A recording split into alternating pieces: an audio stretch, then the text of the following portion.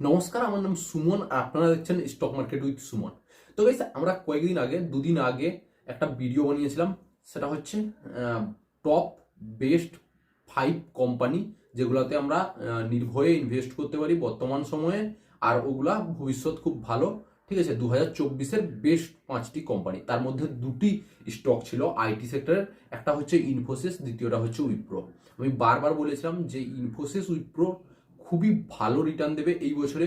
ঠিক আছে, কেননা তারা 2 বছর অলরেডি কনসলিডেট করছে, তাদের প্রফিট বেড়েছে, তাদের সেলস বেড়েছে, কিন্তু তাদের শেয়ার প্রাইস বাড়েনি। আরও শেয়ার প্রাইস আমরা 40% 30% আমরা কারেকশানে পাচ্ছি। আর গাইস, এই যে আইটি সেক্টরের দুটো দিগ্গজ কোম্পানি ইনফোসিস আর উইপ্রোর কথা আমি যখন বলছিলাম, তখন ইনফোসিসের রেজাল্ট বার হয়নি। আর আমি জানি রেজাল্ট ভালো আসবে না, কারণ আগের কোয়ার্টারে তাদের ম্যানেজমেন্ট থেকেই ঘোষণা করেছিল যে আমাদের আরও 2-1টা কোয়ার্টার হয়তো রেজাল্ট ভালো আসবে না। ঠিক আছে, তো আমি এটাও জানতাম যে রেজাল্ট খুব একটা ভালো আসবে না, তবুও আমি এই দুটো কোম্পানিকে টপ 5-এর মধ্যে রেখেছিলাম।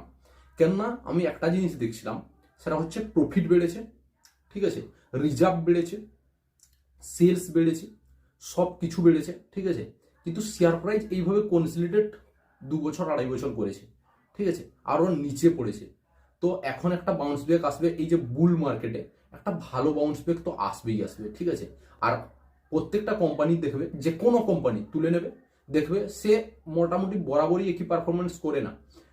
অনেক সময় আছে যে কোম্পানি ভালো রেজাল্ট দিতে পারে না। ঠিক আছে, কিন্তু তার পরের কোয়ার্টারে হয়তো, বা তারপরের কোয়ার্টারেও দিতে পারে না, এমন 2-3টা কোয়ার্টার চলে যায়। ঠিক আছে, যেমন বর্তমান কেমিক্যাল স্টকগুলো হচ্ছে ভালো রেজাল্ট আনতে পারছে না। ঠিক আছে, কিন্তু ওগুলা কি বরাবরই হবে? ওইরকম নিচে পড়ে থাকবে বরাবরই, না ওদের রেজাল্ট বরাবরই খারাপ আসবে? এমন নয়। ব্যবসা হয়েছে মানে কোনো সময় লাভ ক্ষতি তো হবেই, কিন্তু এখানে তো লাভ ক্ষতির প্রশ্নই আসছে না, কেননা উইপ্রো বলো, ইনফোসিস বলো, এগুলো প্রফিটেবল কোম্পানি। ঠিক আছে, এখানে প্রফিটের উপরে কম বেশি আসছে। ঠিক আছে, তো ওইটার উপরে ব্যাপার, তার জন্য আমি এত স্ট্রং ভিউ রেখেছিলাম এই দুটো কোম্পানির উপরে। আর আমি যেমন ভেবেছিলাম ওই রকমই ইনফোসিসের রেজাল্ট খুব একটা ভালো আসেনি, কিন্তু তবুও আমি যখন রেজাল্ট আসার পর ইনফোসিসের এডিআর, মানে আমেরিকান মার্কেটে যে ইনফোসিস লিস্টেড আছে, আমি এডিআরটা খুলে দেখি, ওখানে 4% আপ দেখাচ্ছে, 4% উপরে উঠে গেছে। আমি তো অবাক। ঠিক আছে, তারপরে আমি তারপরের দিন আমি দেখি ইনফোসিস আমাদের মার্কেটে 8% উপরে উঠেছে। ঠিক আছে, আর ঠিক ওই একই জিনিসটা উইপ্রোর সঙ্গেও হচ্ছে। উইপ্রোরও খুব একটা ভালো রেজাল্ট আসেনি। তো আইটি সেক্টরে এই যে দুই দিগ্গজ কোম্পানি উইপ্রো বলো, ইনফোসিস বলো, এখানে আমারও ইনভেস্টেড ছিল। ঠিক আছে, তো আমি এই 2 বছর দেখেছি আইটি সেক্টর কিরকম পেন দিয়েছে। ঠিক আছে, করোনার পর খুব ভালো র্যালি দিয়েছিল।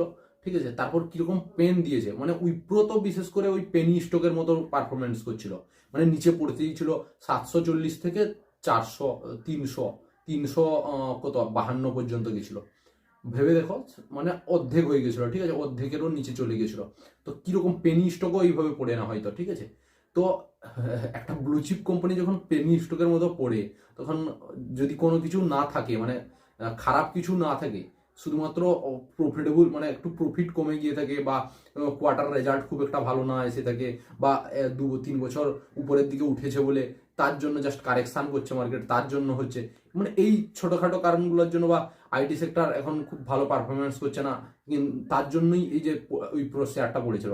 তো আমি তো এখানে বুলিশ ছিলাম, তার জন্য আমি হোল্ড করি, আর আমি ওখানে আরও ইনভেস্টেড করি উইপ্রোতে। ঠিক আছে, আর বাইবেকেও অংশগ্রহণ করি, তো ওখানেও প্রফিট হয়ে যায়, আর মোটামুটি ওখান থেকে ভালো রকম একটা করি।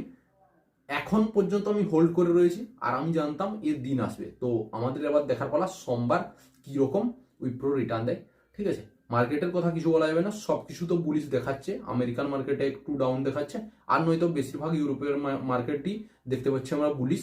তো যাই হোক, দেখার পালা আবার স্টক মার্কেটে সব সম্ভব। হয়তো আমরা এডিআরে 18% দেখলাম, কোনো খারাপ নিউজ চলে এলো, দেখবে এখানে 1% 2% ক্লোজ হয়ে গেল উইপ্রো, এমনও হতে পারে। ঠিক আছে, তো বেশি উৎসাহ নেওয়ার দরকার নেই।